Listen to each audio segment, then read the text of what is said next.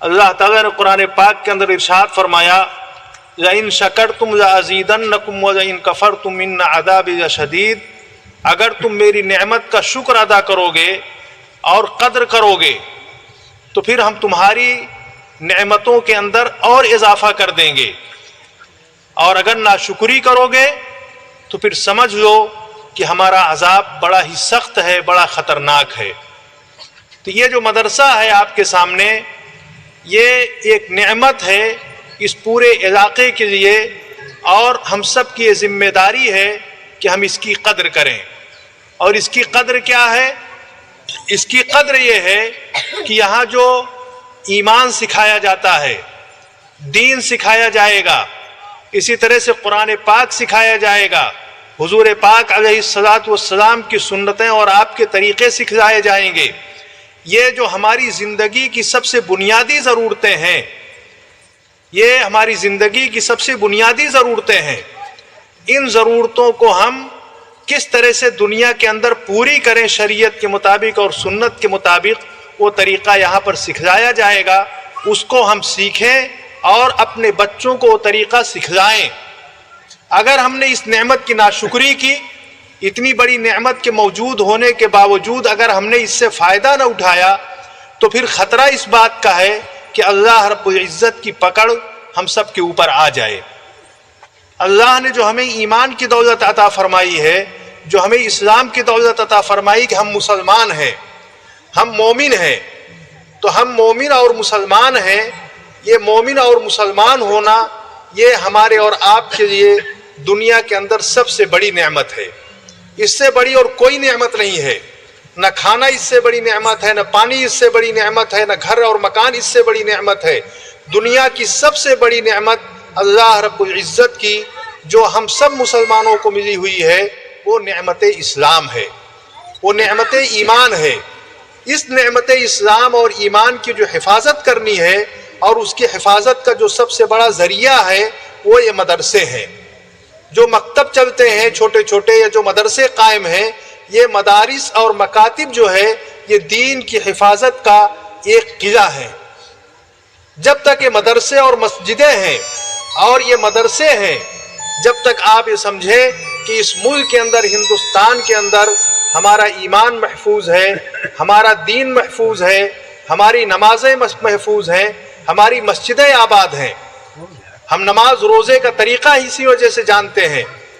اگر یہ چیزیں ختم ہو جائیں اور ہم اپنے بچوں کو دین کی تعلیم نہ دیں، تو 10-20 سال کے بعد آپ دیکھیں گی کہ نہ کوئی نماز جاننے والا رہے گا، نہ کوئی اذان جاننے والا رہے گا، نہ کوئی کلمہ پڑھنے والا رہے گا، نہ کوئی اور دین کی باتیں جاننے والا رہے گا۔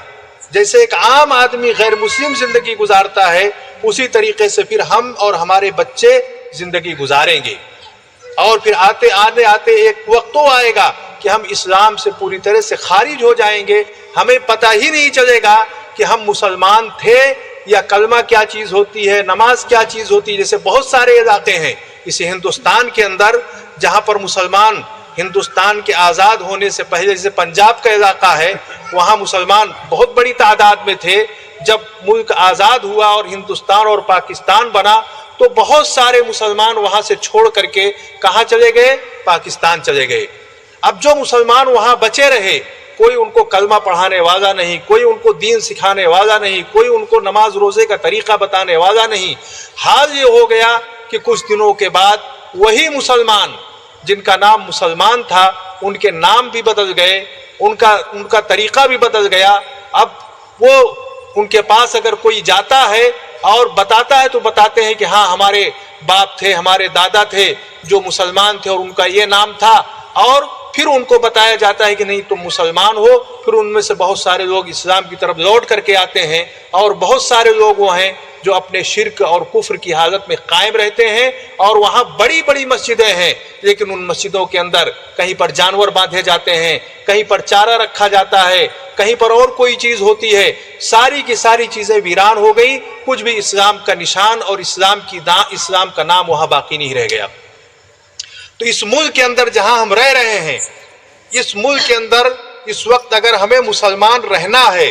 اور آگے چل کے جو ہمارے بچے پیدا ہو رہے ہیں ان بچوں کو ہم مسلمان اگر رکھنا چاہتے ہیں کہ ہمارے بچے بھی ہماری طرح نماز پڑھیں، ہمارے بچے بھی ہماری طرح سے اذان دیں، ہمارے بچے بھی ہماری طرح سے مسجدوں کو آباد کریں، عید کی نماز پڑھیں، بقرعید کی نماز پڑھیں، قرآن کی تلاوت کریں، دین جانیں، تو میری ماں اور بہنوں ہمارے لیے سب سے بنیادی چیز ہے کہ ہم اپنے بچوں کو ہم 5ویں تک کی تعلیم اپنے مدرسے کے اندر اور اپنے مکتب کے اندر دیں۔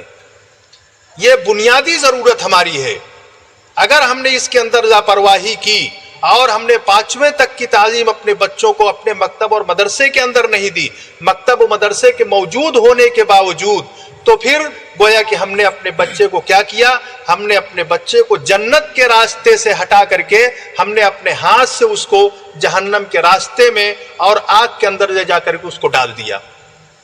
ہے کوئی ماں، ہے کسی ماں کا کلیجہ کہ اپنے بچے کو اپنے سامنے وہ جلتی ہوئی آگ میں ڈال دے؟ کوئی ہے کسی باپ کے اندر یہ دم ہے، کسی ماں کے اندر یہ دم ہے کہ اس سے کہا جائے کہ آگ دہک رہی ہے اور ایک بڑا سا گڑھا کھدا ہوا ہے اور بڑے بڑے انگارے اس کے اندر ہیں، آگ کی لپٹیں اٹھ رہی ہیں، اور تم اپنے اس بچے کو لے جا کر کے اس آگ کے اندر ڈال دو؟ دنیا کا کوئی انسان، دنیا کا کوئی باپ، دنیا کی کوئی ماں اس کو کسی قیمت پر گوارا نہیں کرے گی۔ خود وہ مر جائے، خود اس کی جان چلی جائے، لیکن اپنے ہاتھ سے کوئی بھی انسان اپنے بیٹے کو آگ کے اندر نہیں ڈالتا ہے۔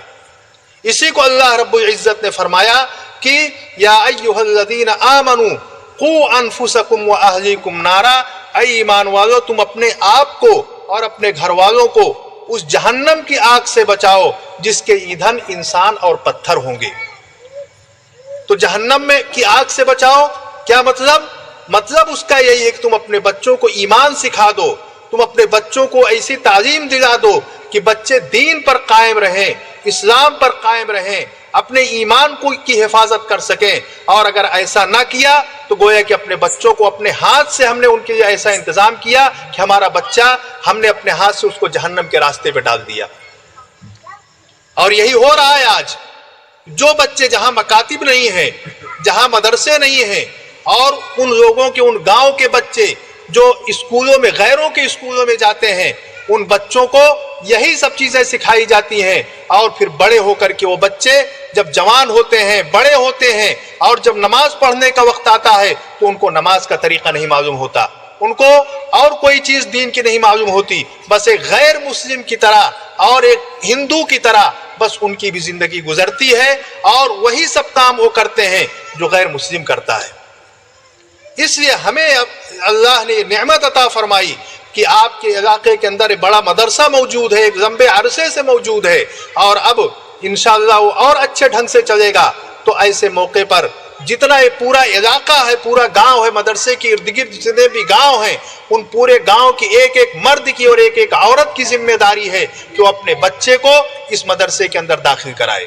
اب اس مدرسے کے موجود ہوتے ہوئے اگر کوئی 5ویں تک کی تعلیم اپنے بچے کو ایسی جگہ دلاتا ہے جہاں اس کے بچے کو دین نہیں سکھایا جاتا، جہاں اس کے بچے کو ایمان نہیں سکھایا جاتا، جہاں اس کے بچے کو کلمہ اور دعا نہیں سکھائی جاتی، جہاں اس کے بچے کو قرآن نہیں پڑھایا جاتا، بلکہ وہاں پر شرک سکھایا جاتا ہے، وہاں پر کفر سکھایا جاتا ہے، وہاں پر ہاتھ جوڑنا سکھایا جاتا ہے غیروں کے آگے، تو پھر اس سے بڑا مجرم اور اس سے بڑا پاپی اور اس سے بڑا گنہگار کوئی نہیں ہو سکتا ہے۔ کہ اللہ نے ایک نعمت دی،